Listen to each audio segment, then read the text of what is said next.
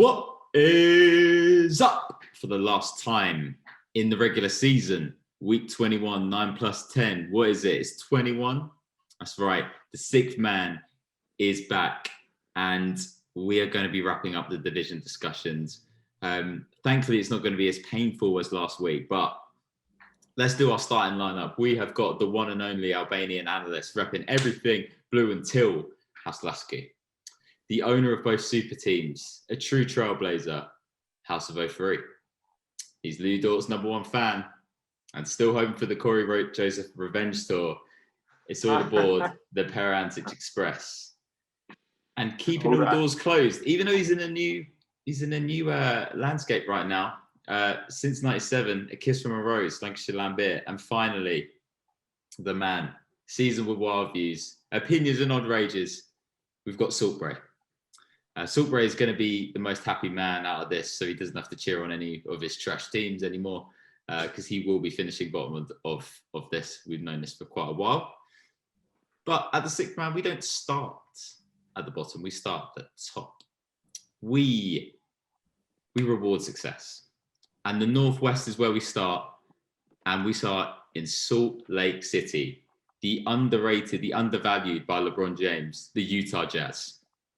4-0 this week, Ed, and 50 and 18 overall. They currently sit numero uno on top of the West. So, Ed, for the last time, the Utah Jazz take it away. Alex, as you mentioned, Utah are 50 and 18, which is an amazing record considering what we potentially anticipated. They were picked at the start of the third round. Last week, as you mentioned, 4-0 and 8-3 since we last spoke. They're on a 5-game winning streak, which is quite impressive considering Mike Conley and Donovan Mitchell have been out, and it has been man like Bogdanovic picking it up.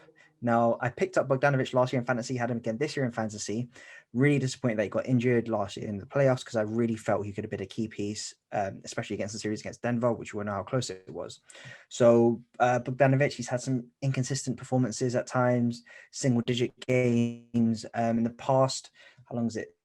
In the past 8 games, he scored at least 20 points, and that also includes a 34-piece and a 48-piece against Denver. So it's looking optimistic for Utah heading forward, but to get anywhere, they do need Donovan and Mike Conley to be back. They are two of their most important players.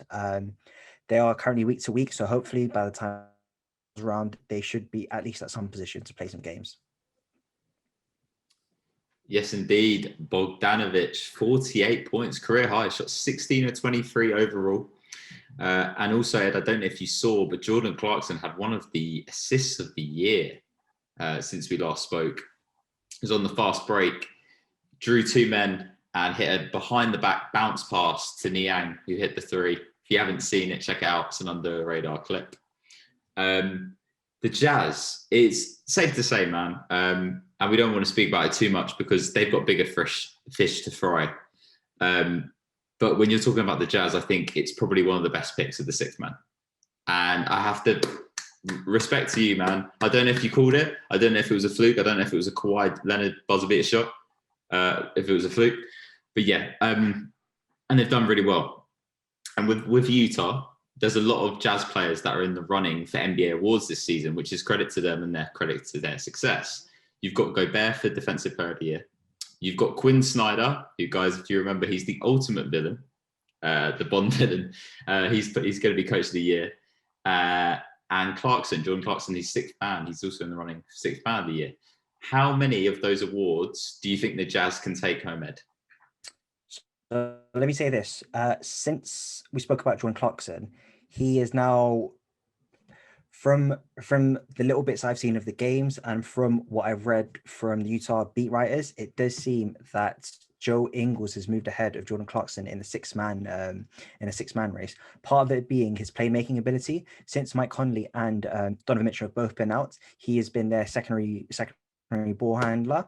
And he's been able to really carry that Utah bench, especially because there have been times when Jordan Clarkson hasn't been shooting or scoring how you'd like him to.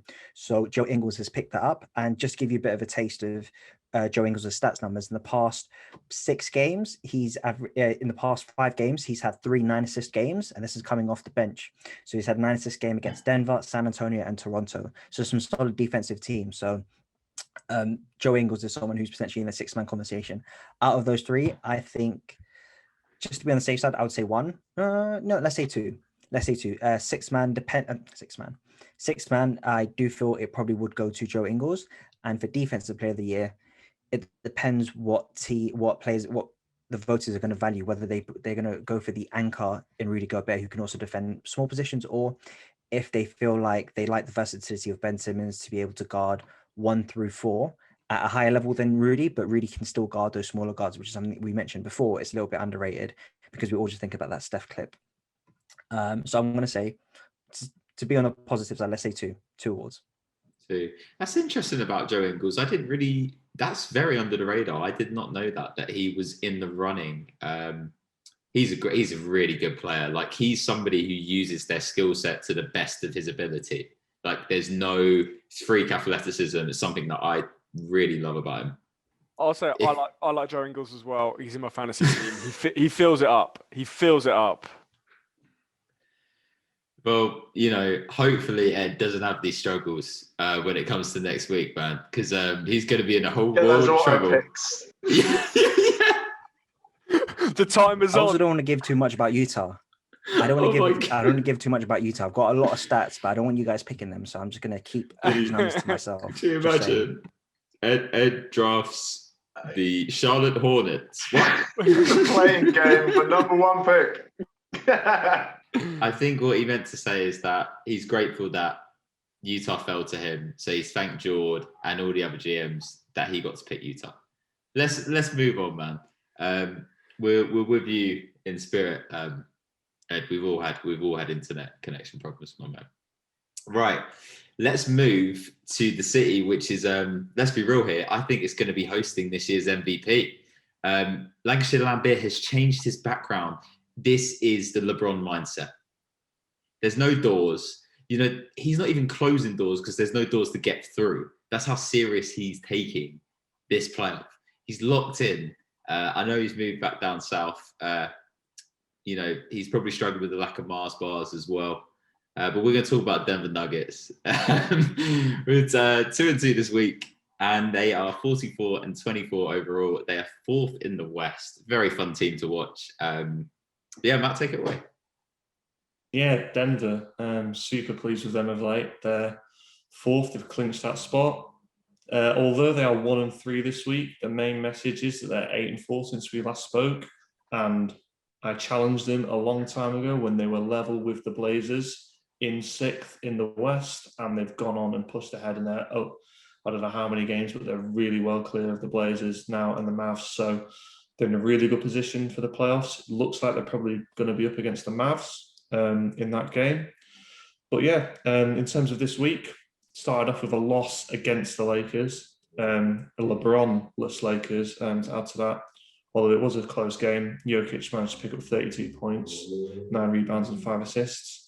And then they had a really good win against the Knicks, in which Jokic outscored the Knicks in the first quarter. He scored 24 points. The Knicks only scored 12.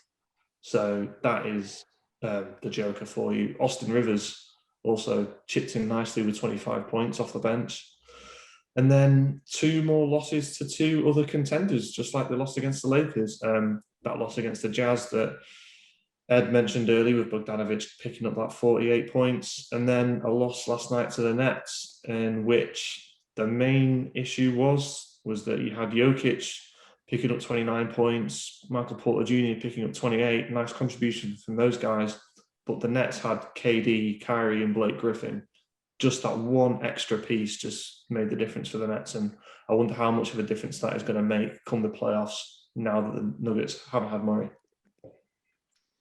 Yeah, like you said, well, I mean, somebody for them that has been, to be honest, has been a blessing that Jamal Murray has been out for this guy, because this guy has just taken his role and he's taken it to the next level. I think he's going to be pushing for an all-star next year, and that is MPJ. The guy has been, he's fallen into the category of another light-skinned killer, along with Devin Booker. The guy is... Jason Tatum. The guy's just, Jason Tatum. The guy is money. And I really like what he's doing. Like you said in the next game, 28 points, 4 rebounds, 2 assists, but he shot 11 of 12. That's efficient. That's really good. And yeah, he's putting his punches in the offensive load. But so the Nuggets, Matt, currently sit in 4th. They could move up to 3rd, but there's a lot of teams that they could face in round 1. Mm-hmm. Which team would you say is their most and least favorable out of the Mavs, the Blazers, and the Lakers? Yeah, I'd say most favorable probably is the Mavs, just because I think Wilder, you have the Mavs, don't you? I think it's just Luka, and although as much as I love Luka, I can see that the Nuggets with Jokic, with Michael Porter Jr. just having a bit too much for them. I can probably see that being done in, say, 6 games. I think it will be much closer with the Blazers, just based off the fact that it's Dame time, anything can happen there.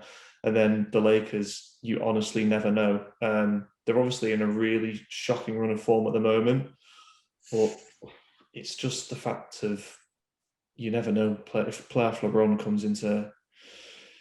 turns up in Denver, then here's the thing though. We do know. Playoff LeBron doesn't disappoint. Playoff LeBron, he knows what's up. Yeah. And let's just be honest here. He's not fallen to me, you know. He's not fallen to the 6th. I would be, you know what? We'd scrap this whole show if he falls to me. It's gonna be over. I might as well wrap it in. It's a win for me. But yeah, we do know. The only thing I think I agree with you, Matt, is the uncertainty of, you know, his injury. What does it mean? Is he resting? Like there's so much uncertainty, but I know he's going to be ready to go come playoff time. But so you're saying the Mavs, you'd prefer the Mavs? Yeah, which ironically I'm saying that's the easiest when they're actually the highest in the standings out of those 3 teams. But I think there's just more certainty with the way that they could play, and I think the Nuggets would beat the Mavs at their best, whereas the Blazers at their best, the Lakers at their best, there would be much closer games. Interesting, very interesting. Before you say bye-bye to Jokic, Mr. Salt Code, the MVP, any closing words on the curtain call for the Nugs? Just want to shout them out. They've been probably my favourite team to speak about over the past 4 or 5 months. They've been really good fun. Jokic has been absolutely insane, the numbers he puts up, and yeah, they were my first pick. Kind of justified, I guess. Like some first picks have been okay by some people, some haven't. So I'll take that. But yeah, see how they go in the playoffs. Maybe will I draft them again? Who knows? Maybe you're going to pick them as your favorite team. Maybe. We're still waiting. Oh, yeah, We're still waiting, man. We're still waiting. I know you don't want to rush into this decision. I know you were really dead set on supporting the Cavs for the rest of your life. I know that's something that you really wanted to do. I don't want to push you. I don't want to push the you. playoffs are going to play a massive factor, whoever he picks in the playoffs and how they do. Yeah, well, I mean, the Cavs definitely won't be there. Yeah. I don't have to worry about the Cavs anymore. The Cavs are long gone. I will never be seeing them again. Well, I tell you what, next year somebody will have to draft them. So we will be seeing that. Okay, cool. Guys, this is bittersweet, man. It's a bittersweet because this is the last time we're going to talk about the Portland Trail Blazers, George. Your Blazers. This is the last time they're going to be under your roof. Who knows? Maybe you get them in the draft. Blazers are 3-1 this week. They're 39-29 overall. They're 6th in the West. In that tight scrum, they're just above the Lakers right now. It is, like I said before, it's squeaky bum time. George, take away on Portland for me. Yeah, this is going to be one of my more emotional ones, Alex. You know how much the Trailblazers mean to me. So, yeah, even if I don't get them in the draft, I'll be with them at heart. You know, I'll always be with them. So, like you said, they've moved up to 6th, which me as a fan of them, I was super happy with. But of course, they had to overtake that Lakers for me for that. 3-1 this week, and in the last 10, 7-3. Now, with that 7-3 result, the reason, if you look into that more deeply, they've actually gone on they followed a 1-7 run with a 7-1 run. So they made up those lost 7 games, which super happy about. Obviously, those lost 7 came out about for different reasons, but also the big storyline behind that was Lillard not performing as everyone would expect him to do. But having said that, I also need to give a shout out to Melo. Moved up to 10th in all-time scoring. That came at the hand of a 4-point play over Gallinari, 3-pointer. Oh my goodness! We are going to speak about this though, but and we're also going to speak about this because it's on the next segment. But Gallinari's been balling. I want to put that out there, bro. I've been looking at some of his box scores and I was like, oh, he's back. Yeah. And for somebody who can't jump, he rebounds really well. It's the strangest thing. His vert is literally like this big. He Just is about slide a A4 sheet of paper under him as he jumps. Hey, you say that dude's a big 6'10". He's like, and he's not skinny. He's a solid dude. That's just a giant. Like, Just gets his thumb on him. Sorry, George. We'll talk about Gallo, but talk about Melo. Yeah, so he came off of that with a massive 4-point play. It was great. You saw the applause afterwards, and if you look at behind the scenes, like everyone on the team was super happy for him to achieve that milestone. So yeah, all claps, sunshines, and rainbows for Portland. But having said that, there's still work to do. The players and the coach Terry Stotts have come out saying, we're happy with this performance, but the job, as Kobe would say, the job's not done, the job's not finished, and they still got to work hard to get into the next spot.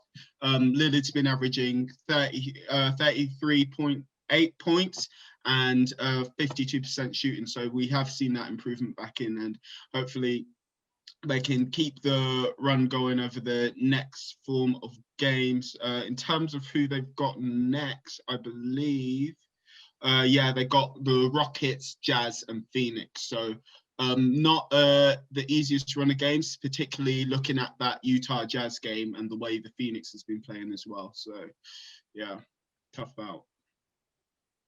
Kevin Love seems like he always pops up on this podcast, just because he's outspoken, isn't he? Kevin Love hinting on the Chris Haynes podcast that it would be really special if he had the chance to play for his hometown NBA team, which is the Portland Trailblazers. First of all, George, the main question is: would you want him? And second of all, if you would, what could he bring to your team? So as soon as I read this, at first I was like, oh yeah, Kevin Love, okay, this might work. But then I remembered and flashed back, and I thought, oh no, all the behind the scenes stuff and everything. You did the That's So Raven. The That's So Raven. Yeah, the look. I was like, oh wait, but yeah, I wouldn't want him there because Portland, I keep on blabbing on about how they have a really strong team core, and now from like stories of Kevin Love's past, I would just see him as that massive wrecking ball coming in through Portland and causing arguments for argument's sake. That's my keen worry. If he was to join the team, like I mentioned before as well, I feel like Portland I'm missing something, and I'm not sure what it is, but I can't say 100% that Kevin Love is that, he'll come in, but where will we be moving? Like, it wouldn't be that much of improvement. I think we do have those players which kind of fill out that role already, which he can provide. Like Enes Kanter and Carmelo have been balling out together lately in this past couple of games, so I just don't see him, making much of a difference in what we've got, and we've got that strong core, so I can't see us sacrificing for Love, unfortunately. Much love, but nah. So not going to pass up on that offer. George, we're closing thoughts, man, and I'm gonna ask you straight up, bro. What's happening to Portland in the playoffs? and give me your closing thoughts. So give me your closing thoughts and then say what is going to happen to Portland in the playoffs, because that's what I want to know. I want to know how far you think this team can go. Okay, so I'll answer that second part in a moment with how far I think they can go. So again, what can I say about Portland? It's all I can describe it is as another classic Portland season. It's been ups and downs, mix of those injuries, and then, like I said before, where we had to pull ourselves back up and bring ourselves in the fight. So it's been a classic emotional, like catch your heart in your hand moments this season again. Hopefully next season we can see less of that and more of that grind, and hopefully shake off that bad luck which we find ourselves in the season. As regards to the playoffs, every season it gets like this. As much as I don't want to admit it, I always want us to get to the Western Conference Finals, but in terms of this season, like I don't see us getting that far. Maybe to a second round at a push, but I think that will be very, very lucky if we manage to get that far. And I think by that time we'll start to run out of steam. So yeah. Jesus. Mhm. God, this is sad, bro. I've been there. I've been there. Yeah. I've been there. So yeah, Jesus. Well, what can you say? We've had a sad ending. We're gonna have a happy ending, right? So every week I sit down and I think about what I can talk about with each team. And some teams it's really hard. You're really stretching for stuff. And something happened with the Minnesota Timberwolves, and I just looked at Bray when I saw him this week, and I was like, "This is perfect." It's like they set it up for us in a script. The Timberwolves, for the last time, 1-2 this week, 21 and 47 overall. Yikes. Yeah, Bray, but take it away and then we'll discuss what we want to talk about. Yeah, so I'll keep it relatively brief because at the end of the day it is the Timberwolves. They've won a few games, actually, surprisingly. They're moving up in the standings, even though it's against what they should be doing, because they're going to lose their pick to the Warriors and let Steph Curry have another go at a dynasty for some reason. Don't know why. I think it seems to be some sort of favor. But they've won. They've won against the Magic. They did actually beat the Warriors, weirdly. But the Warriors probably threw it so they could try and get the pick. To be fair, they were like, "Yeah, we'll give you an extra win." And then they also beat the Rockets. That was good. And then weirdly beat the Jazz twice. Don't really know what was going on there. But yeah, so part of a driver is that they've actually had their team healthy. They've had Cat and they've had D'Lo. D'Lo's probably been the worst out of the three of them. Relatively inefficient. Ant has actually got a more efficient. He had a clean. You on a nickname basis with this player now, bro? Oh, it's just easier to say. Okay. I mean, He's your boy now, Ant. Yeah. No, Ant, look. Okay, he's a freaky athlete. He's a freaky athlete. A great interview. Has the occasional very efficient scoring outburst like that 42 points. But I still don't like him. And LaMelo should win the Rookie of the Year. And that's all I'll say about him. Oh man. To be fair, in that 40-point game, he shot 8 and 9 from 3 and 17 to 22 overall. And against the Grizzlies team, who is challenging, they did lose the game. I have to give it up to him, right? Let's get to the good stuff, bro. Here we go. Right. At the end of the Miami game, your most hated player was trash talking with your most loved player, Kat and Jimmy, going back and forth, talking trash to each other. We obviously know the history. Obviously, the thing with Philly and Joel and Butler coming to his rescue and whatever. Butler said Towns was soft as baby. Ooh, and said, "You're a loser. I already punked you once." Yeah, great. I mean, let's just talk about it, man. Like, how much were you loving that? I love it so much. But I'm Team Jimmy for everyone who doesn't realize this. I love him. I love his demeanor. He's always been like this, and I like him for it. Like I told this to Annie, to my girlfriend before. She was like, "He sounds like an asshole. Like she was like, I don't know if I like him for this because like when you talk about it like out of context, he does come across as a massive dick. But like knowing him as a basketball player, the personality, I just love that he's fired up and he's still sat on that horse. He's like, I know he got out while he could. He's like, and you know, like, and I think it was earlier in the season we talked about it. They lost to the Timberwolves, and he was furious afterwards. And that's probably one of the reasons why, because obviously he's got such a bad relationship with the franchise and a lot of the players still on that roster. But I will give props to Cat. I don't know if you caught his comeback, Alex. No, go on. So it's not like a great comeback, but at least he said something. He was like, "All right, go call Rachel Nichols," because Jimmy after the fact went on the jump and talked about the whole thing. Because I mean, obviously they were asking him about it, so it's not like Jimmy going blabbing to the media or anything. But at least Cat's saying something. Like I'll give him props for that. He's not just taking it. You know, it's not like he said like he silenced. Who was it? Oh, I think it was Paul Pierce who had a habit of silencing people. Oh no, someone got Paul Pierce dirty. Who got Paul Pierce? Oh, Draymond Green on the Draymond bench. Green Right? got Paul Pierce That dirty. Wasn't anything that like was that. disgusting. You ain't Kobe. They don't love you like that. That was so bad, but not as bad as Paul Pierce Yeah. throwing his headband in the stands and getting thrown back. So yeah, Paul I mean, Pierce.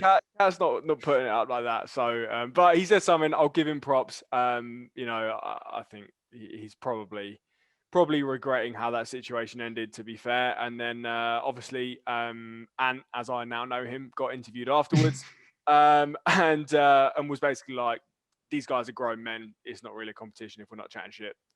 So. I totally agree with Like him. that. He's right. His takes are on point. So another thing to like him. But yeah, I think for the especially with when we talk about this situation, like do you remember that Timberwolves team? The only time they made the playoffs, they had Jimmy Butler and they had Tom Thibodeau. Like, look at what the Knicks are doing now with like, and not to play down Julius Randle, but just Julius Randle. Like, imagine if they could have put it together and had Jimmy Butler and Cat and Wiggins. Like, surely that's a better situation. I mean, Bray, I'm still so sad that Jimmy doesn't play for us anymore. He's just a winner, man. He just like, I don't know, he just changes the culture. And he even said, I went on, when I saw this happen, I just went on like a recap into a Jimmy like YouTube world board, like him 6 of highlights. And I was like, oh man, he's so cool. Yeah. He's I mean, so likable. we love him. He is a dog. And I don't think it's all like Cat and Co's fault. I think the franchise had a role to play there as well. Like, for example, I know ownership didn't like Thibodeau either, for like the weird reason that he used to swear on the sidelines. They used to hate that. Like, and obviously we know Thibodeau, like by the end of the season, he can't talk because he spent so long swearing on the sidelines. But but it's just a case in point for the season. You look at them, you could be where the Knicks are right now, but you messed up your chance. Closing thoughts on the Timberwolves before you say bye to them forever? Well, it's been an awful season for an awful franchise. Hopefully the ownership change goes through and they can turn it around. Best of luck. I hope I never have to talk about them ever again. Safe to say, Bray won't be receiving any 3 Timberwolves tickets anytime soon. Not that he probably wants to accept them. Only if the Heat are playing. You're a Bulls fan, Bray. I was just gonna say, what the fuck are you talking about? For the rivalry. All right, fair. Like Right. Zach Levine's not going in there. Zach Levine's not going in there to talk all this junk. He's just going in there to jack up some shots. Oh God, we need to get Bray off the mic. He's getting too reckless. Put yourself on mute. All right, cool. Let's close out this division. So we've got a board of like how the teams performed, and I saw that the OKC Thunder are apparently 5-0 this week. Oh my bad. 5-0. The OKC are 5-0. Are they actually? No, not 5-0. No, you wait till you hear what Ed. You wait till you hear what the OKC Thunder have been doing recently. They are 0-4 Jay Wild trying to move up that leaderboard, sneak some wins in. I pointed out, he's trying to get Jordan. He almost got it. 0-4 this week, 21 and 48 overall. My secondary squad. Wow, Jay Wild. I mean, you talk about it first. We're gonna have some points to talk about here because this is a bit wild. Yeah, man. I mean, yeah, they are just on a complete losing streak. They are single-handedly raising my pulse on me trying to get that second spot in our Superman leaderboard. They're trying to make sure that it stays close. Look, yeah, they're losing every single game. It's the only game that was in relatively close was against the Suns, and that's because there was some pretty questionable officiating towards the end there, and it got a bit squeaky. But I suppose a little bit more credit due than just bad officiating. Somebody who's been playing very well for them sort of all through the season that I haven't talked about very much, so I want to give him a shout out, is Theo Maladone. Really nice player. He has now made the record for most threes made by a rookie for anybody who played for OKC, so franchise record there. The record, he's broke it with 94, but he's now on 102 because he broke it 5 games ago, but I definitely wanted to bring it up. Interesting fact about him is that his mentor is Tony Parker. So what's quite nice about him is that you see Tony Parker-esque type things in terms of, being a smaller guy but being able to deliver to the hoop. But unlike Tony Parker, he's a very good three-point shooter as well. So this being his first year, I'd love to see what that guy becomes. In terms of, again, it's the same point about OKC is that you just look to see what guys are playing better out of this, 10-man deep lineup that they have every single game to see who they might want to keep at the end of it when they start to get serious and they have more picks come in. The way I'm seeing it, out of the guys that you want to keep, obviously, I'm not including Lou Dort in this list because he's untouchable. You've already keeping Lou Dort.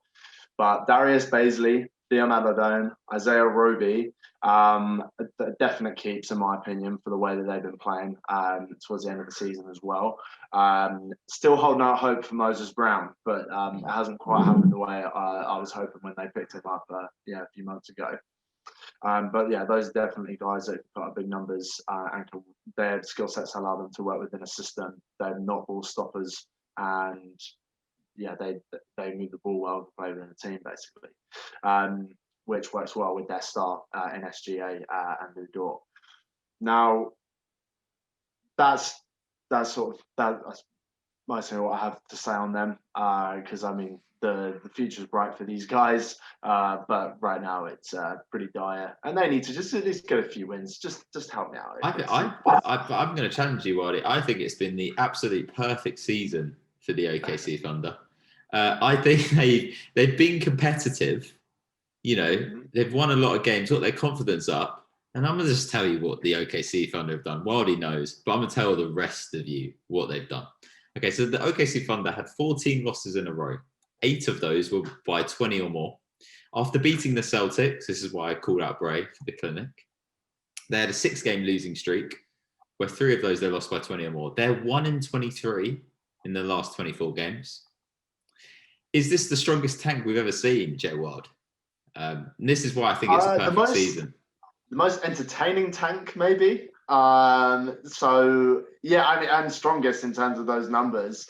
But tanking often implies that you never want to watch them. But I obviously have a lot of fun watching them. I think they're great and really entertaining. Well, fair enough. Yeah, that's kind of my take on them. You go. I was going to say, I've got a fun Thunder stat. SGA, obviously, out of the lineup. When he plays, they are 16 and 19. They are like a fringe play-in team with him. All-star. Should have got picked. Mental. Rob didn't cheat a shot. Bullshit. No. SGA he's actually come out with a serious injury. So I actually hope he's okay because the Thunder reported saying that this is it's the worst case scenario, basically. We'll see what happens with him at the start of next season. Hopefully he doesn't have to rush back or whatever. they've got a lot of time, you know. Jay Wild, close it out on OKC Thunder. This is the last time you're going to be talking about them for a long while. 100%. My camera just decided to go up, but yeah, they I really love watching them. As I say, strongest tank definitely, because they're now only half a game above the Timberwolves. So definitely one of the strongest tanks. And to your point, really enjoyed watching them. You know, part of my intro is that obviously I love Lou Dort. I just want to say the way Lou Dort is looking and the length of his dreads at the moment. Okay, I love the torture chamber, but if we're talking about the fact that he locks down highly ranked offensive players, the way his dreads are, his nickname, and he needs to earn it a little more first, but he needs to be called the Predator. Okay, he needs to be called Predator. Okay, because in Predator, that is described as the demon who makes trophies of men. So if he can put together these games and series where he's locking down offensive threats, then I love that nickname for him. And also in Spanish, that's El Diablo. So I like the fact that the Spanish-speaking guys can call him that. That's a pretty awesome nickname with two different sides to it. So I hope he earns it. And I bet, yeah, hey, and somebody else gives it to him because no one's going to know that I said that.